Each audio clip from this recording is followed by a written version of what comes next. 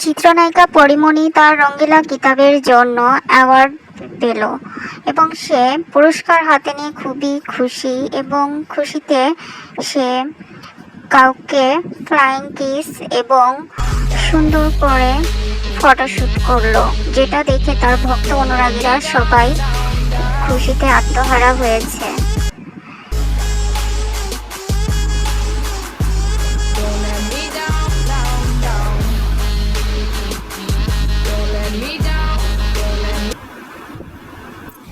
তো আপনাদের সকলের কাছে কেমন লাগলো পরীমণির আজকের এই গোলাপি রঙের সাজ, অবশ্যই সেটা কমেন্ট করে জানাবেন।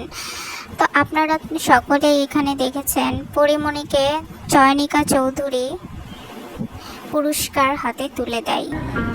আমাদের বাংলাদেশের ফিল্ম ইন্ডাস্ট্রিতে সবচেয়ে রূপবতী মেয়েটা কে?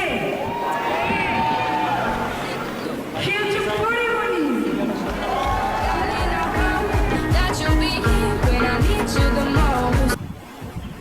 এবং সে বলে বাংলাদেশের সব থেকে সুন্দরী নায়িকা হলো পরীমণি।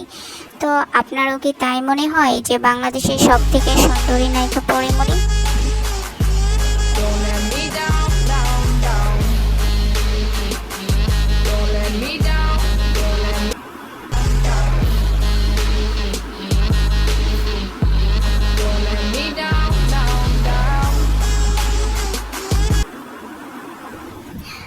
আপনাদের মূল্যবান মতামতটি আমাদের কমেন্ট বক্সে জানাবেন এবং পরীমণির আজকের সাজ নিয়ে আপনাদের কার কী মন্তব্য সেটাও জানাবেন। অবশেষে একটা কথা বলতে চাই, আজকে পরীমণিকে কিন্তু সত্যি অনেক সুন্দর লেগেছে, সত্যি ডানা কাটা পরীর মতোই লেগেছে।